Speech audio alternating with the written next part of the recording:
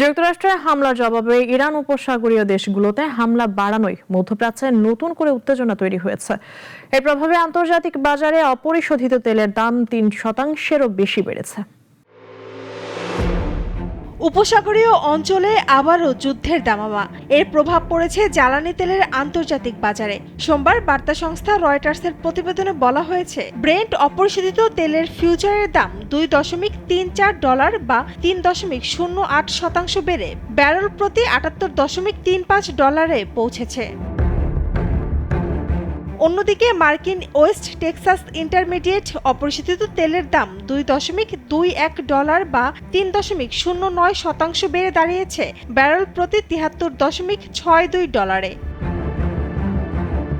সপ্তাহান্তে তেহরান, কাতার ও সংযুক্ত আরব আমিরাতে হামলা আরও বাড়ায়। একই সময়ে যুক্তরাষ্ট্রও ইরানের ওপর নতুন করে হামলা চালায়। ফলে হরমুজ প্রণালী দিয়ে জাহাজ চলাচলকে কেন্দ্র করে চলমান হামলা পাল্টা হামলায় পরিস্থিতি আরও তীব্র হয়েছে।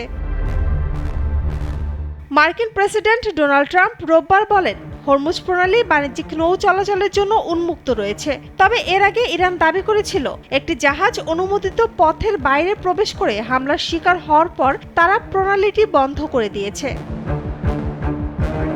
জাহাজ পর্যবেক্ষণকারী প্রতিষ্ঠান কেপলারের তথ্য অনুযায়ী রোববার হরমুজ প্রণালী অতিক্রম করেছিল মাত্র 6টি জাহাজ।